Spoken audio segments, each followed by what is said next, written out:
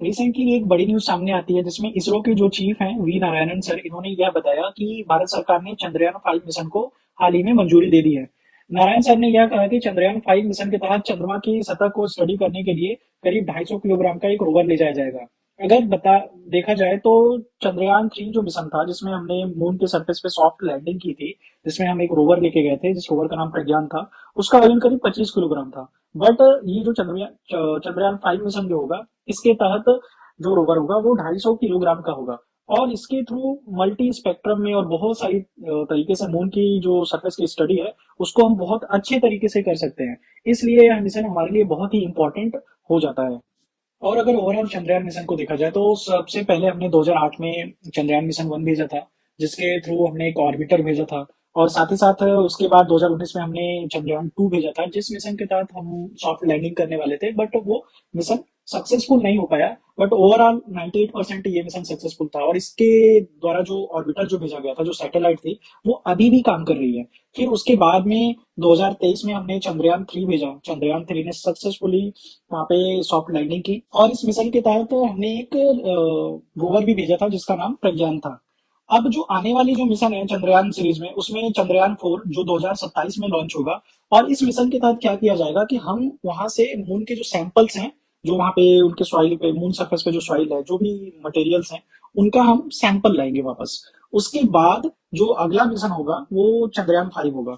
इस मिशन के तहत हम करीब 250 केजी का एक रोवर वहां पे भेजेंगे। और यह मिशन सिर्फ अकेले इसरो नहीं कंप्लीट करेगा, इसमें हम जापान की जो जापानीज स्पेस एजेंसी है उसका हम सहयोग लेंगे। और साथ ही साथ हमारे और भी एमबीसीएस प्रोग्राम्स चलाए जा रहे हैं। इसमें गगनयान मिशन है। गगनयान मिशन के तहत हम पहली बार हम एक ह्यूमन स्पेस फ्लाइट करेंगे, जिसमें हमारे एस्ट्रोनॉट जो है स्पेस में जाएंगे। अब उसके बाद ये देखना होगा कि उस स्पेस फ्लाइट में हमारे जो एस्ट्रोनॉट्स हैं, वो क्या स्पेस वॉकिंग करेंगे या नहीं करेंगे, कितना समय वहां पे बिताएंगे स्पेस में, ये देखने वाली बात होगी। इसके साथ ही साथ हमारा सबसे एम्बिशियस जो प्रोग्राम है, इसरो की हिस्ट्री में सबसे एम्बिशियस प्रोग्राम जो मैं कह सकता हूँ, वो है हमारा खुद का स्पेस स्टेशन। इसरो ने पहले ही ये क्लियर कर दिया है कि हम 2035 तक अपना एक स्पेस स्टेशन हम स्पेस में स्थापित कर लेंगे।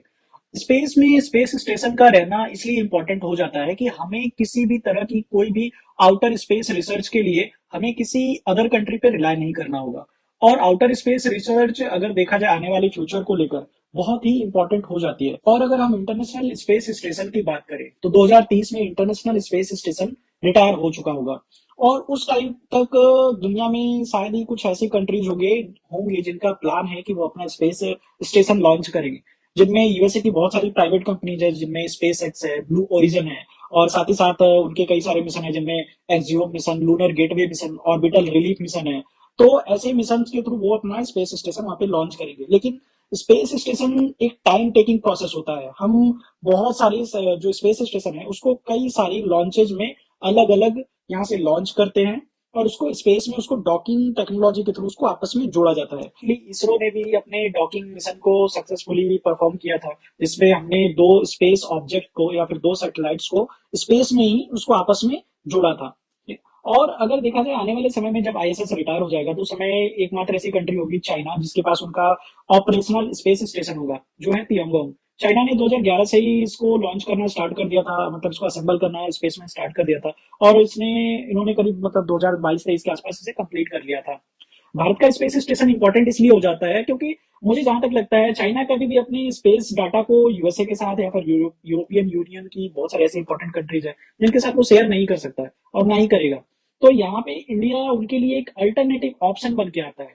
और अगर देखा जाए तो इंडिया के जो पड़ोसी कंट्री हैं, जैसे भूटान हो गया, नेपाल हो गया, एशिया हो गया, सिंगापुर हो गया, कई सारी अफ्रीकन कंट्रीज हैं जिनमें अफ्रीकन यूनियन को मैं कह सकता हूँ, तो इनके साथ भी हम अपना साइंटिफिक डाटा शेयर कर सकते हैं। इससे हम इनके स्पेस टेक्नोलॉजी में भी इनको मदद कर सकते हैं, इनके सैटेलाइट्स को हम लॉन्च कर सकते हैं।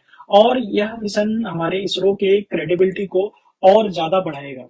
तो इसलिए आने वाले समय में इसरो के बहुत सारे अपकमिंग मिशन ऐसे होंगे जो देश के लिए बहुत इंपॉर्टेंट होने वाले हैं।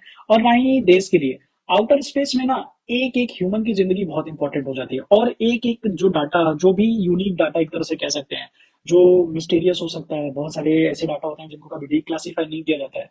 तो ह्यूमन जो सिविलाइजेशन है उनको बचाने में ये काफी इंपॉर्टेंट होता है। करता हूँ आने वाले समय में इसरो ऊंचाइयों के और नए आसमानों को छुएगा। तो कैसा लगा मेरा वीडियो? और अगर आपको अच्छा लगा है तो प्लीज इसको लाइक कीजिए, सब्सक्राइब कीजिए और इसको शेयर कीजिए। और आने वाले समय में मैं आपके लिए बहुत सारे और अच्छे अच्छे ऐसे वीडियोस लेके आता रहूंगा। धन्यवाद।